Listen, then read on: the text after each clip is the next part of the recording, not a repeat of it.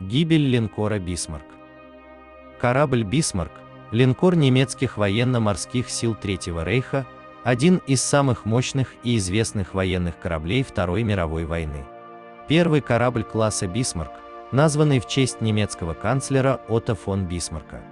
Построен на верфи Бломфос в феврале 1939 года. Известен своим одиночным походом через Северную Атлантику, во время которого он подбил несколько британских кораблей, в том числе потопил гордость тогдашнего британского флота, линейный крейсер «Худ» в Датском проливе в мае 1941 года. По персональному приказу Уинстона Черчилля на «Бисмарк» лучших сил британского флота он был утоплен 27 мая 1941 года в Атлантическом океане. Тип корабля «Бисмарк» в основном предназначался для ведения рейдерских операций против торговых кораблей. Так, объем топливного резерва «Бисмарк» скорее характерен для тихоокеанских линкоров, а показанная на испытаниях в Балтийском море скорость 30,1 узла была одним из лучших в мире показателей для таких кораблей. После спуска на воду второго французского линкора типа «Дюнкерк» проект был изменен в сторону дальнейшего увеличения размеров. «Бисмарк» был первым после Первой мировой войны полноценным линкором немецкого флота. Вооружение, включавшее 8 орудий СК-34 в 4 башнях, позволяло ему на равных противостоять любому линейному кораблю.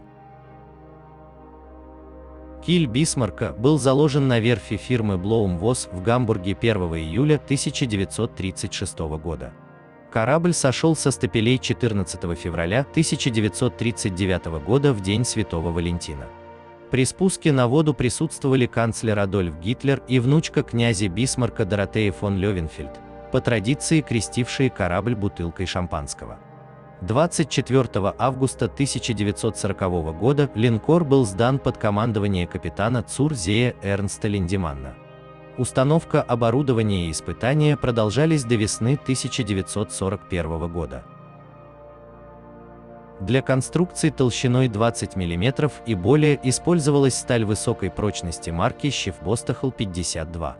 Корпус линкора на 90% предполагался сварным, клепанными оставались лишь некоторые наиболее ответственные узлы конструкции. По высоте корпус делился на 7 палуб, из которых сплошными были только 3. Верхняя, средняя и броневая. 4 других были расположены ниже броневой и по существу являлись платформами. Средняя высота межпалубного пространства – 2 метра 40 сантиметров. Общая масса брони «Бисмарка» составляла 18 700 метрических тонн или 40% проектного боевого водоизмещения. Только японский линкор «Джин Ямато» превосходил немецкий корабль по суммарной массе бронирования. Все броневые материалы для тяжелых надводных кораблей «Кригсмарине» производились заводами концерна Крупп. Экипаж линкора «Бисмарк» был очень молодым, средний возраст составлял примерно 22 года.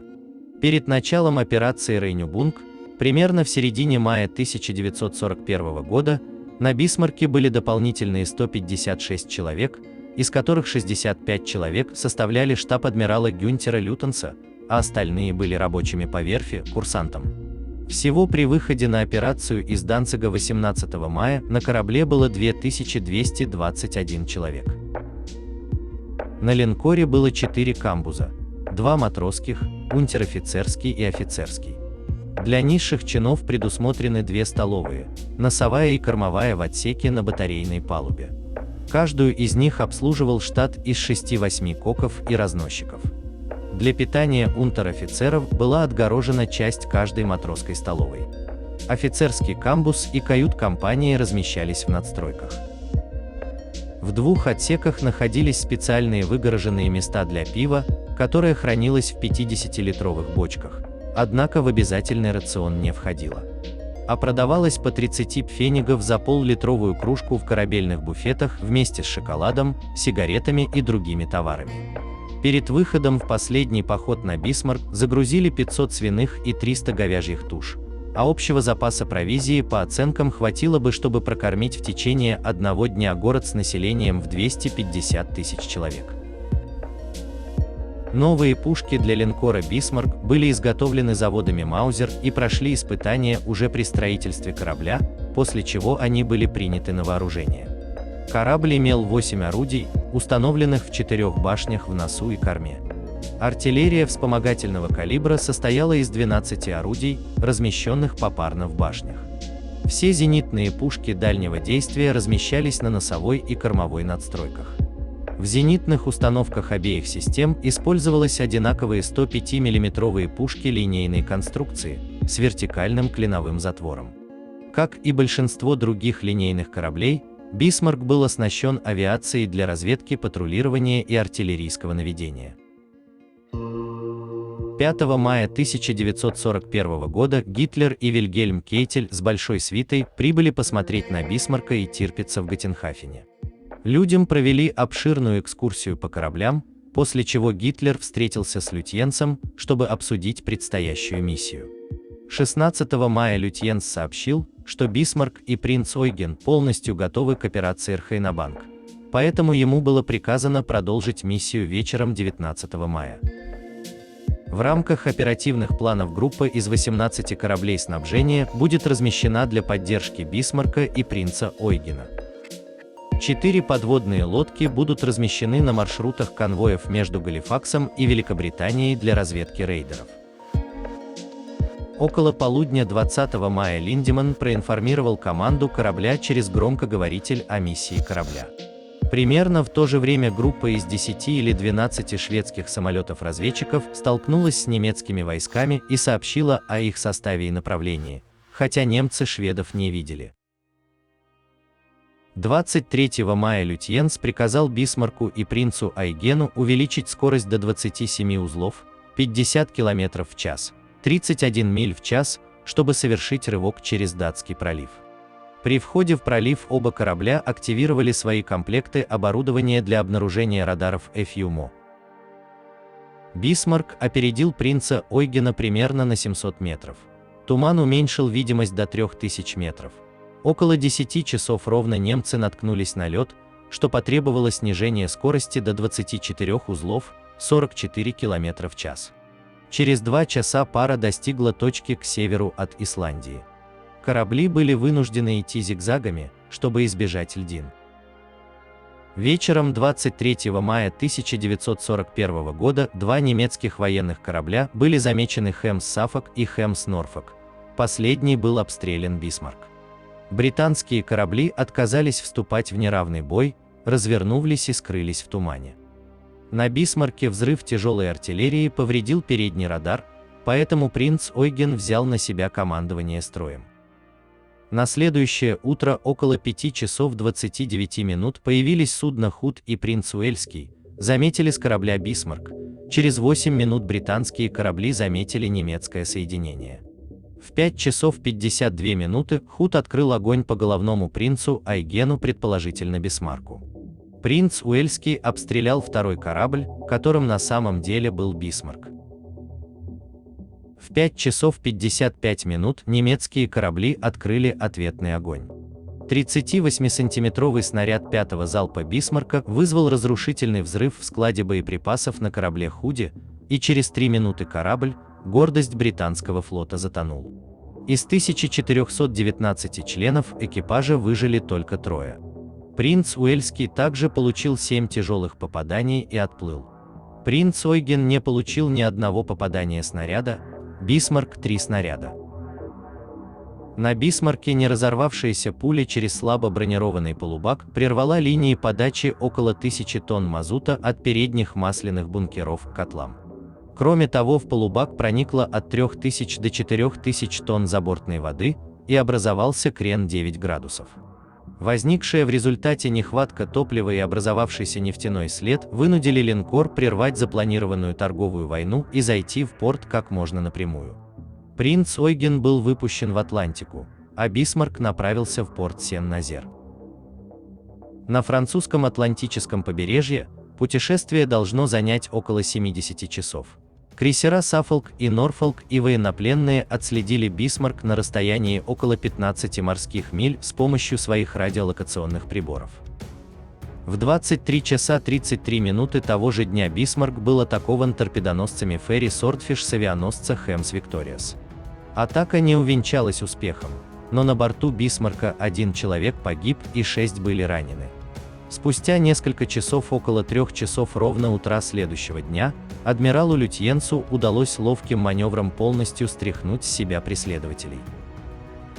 Только после длинного радиосообщения, отправленного Лютьенцем 25 мая около 9 часов 30 минут утра, британцам удалось определить приблизительное положение Бисмарка. В течение следующих нескольких дней они перебросили практически все имеющиеся в Атлантике части для атаки на Бисмарк. Около 10 часов 52 минут 26 мая Бисмарк был замечен самолетом Каталина. Авианосец Арк Роял, базирующийся в Гибралтаре Форс, запустил несколько бомбардировщиков-торпедоносцев Ферри Swordfish, которые атаковали Бисмарк примерно в 20 часов 47 минут.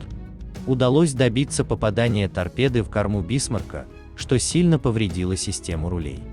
Торпеда пробила нижнюю часть корпуса в районе рулей и заблокировала систему в положении 15 градусов. Бисмарк не мог маневрировать и мог только поворачивать по кругу или медленно против ветра. На следующую ночь вспыхнули стычки между поврежденным линкором и британской 4-й флотилией эсминцев под командованием капитана Филиппа Виана. 5 эсминцев «Казак Маури», «Сикх», «Зулу» и польский «Пиарун» атаковали Бисмарк торпедами, но не смогли нанести ни одного попадания из-за темноты, неблагоприятных погодных условий и сильного зенитного огня. Поврежденный рулевой механизм восстановлению не подлежал. Различные попытки управлять кораблем против напора ветра за счет изменения скорости вращения винтов, убрать сами рули или вынести новый руль из ворот резервного ангара были сорваны волнением моря. Экипаж Бисмарка понял, что спасти корабль не удастся. Утром 27 мая 1941 года планировалось доставить боевой дневник в безопасное место на одном из самолетов корабля.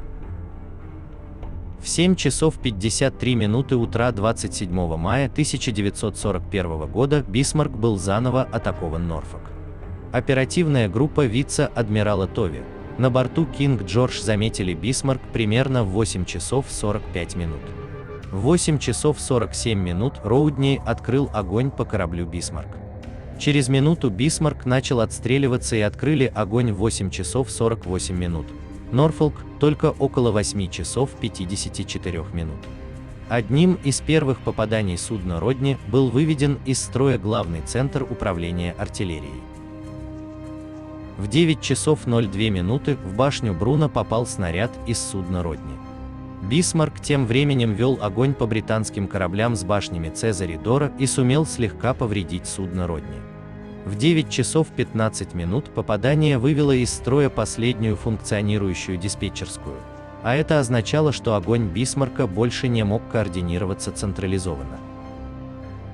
В 9 часов 21 минута в башне Дора лопнула труба, парализовавшая башню навсегда.